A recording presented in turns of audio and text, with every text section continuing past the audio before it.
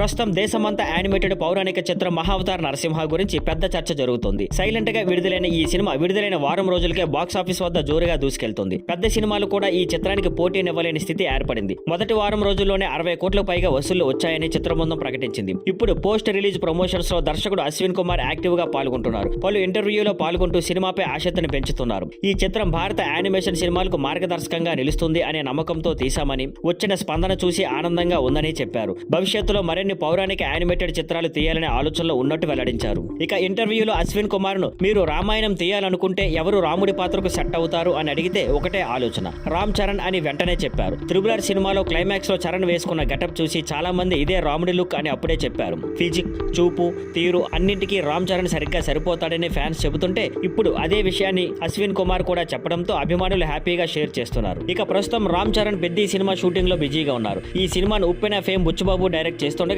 Heroine Janhvi Kapoor నటిస్తున్నారు. సంగీతం AR Rahman అందిస్తున్నారు. కొన్నేళ్ల క్రితం రామ్ చరణ్ ని రాముడిగా చూపించే ప్రయత్నం కూడా జరిగిన సంగతి గుర్తుండే ఉంటుంది. బాలీవుడ్ నిర్మాతలు కలిసి 1000 కోట్ల బడ్జెట్ తో రామాయణం తీయాలనుకున్నారు. అప్పట్లో చరణ్ పేరు పరిశీలనలో ఉందని వార్తలు వచ్చాయి. కానీ ఆ ప్రాజెక్ట్ మొదలు కాలేదు. ఆ మధ్య త్రిబులర్ లో చరణ్ క్లైమాక్స్ లుక్ తోనే అభిమానులు తృప్తి పడ్డారు. కానీ చరణ్ కెరీర్ ఇంకా చాలా ఉంది కాబట్టి రామాయణంలో రామ్ పాత్ర చేసే అవకాశం భవిష్యత్తులో దక్కుతుందన్న నమ్మకం అభిమానుల్లో ఉంది.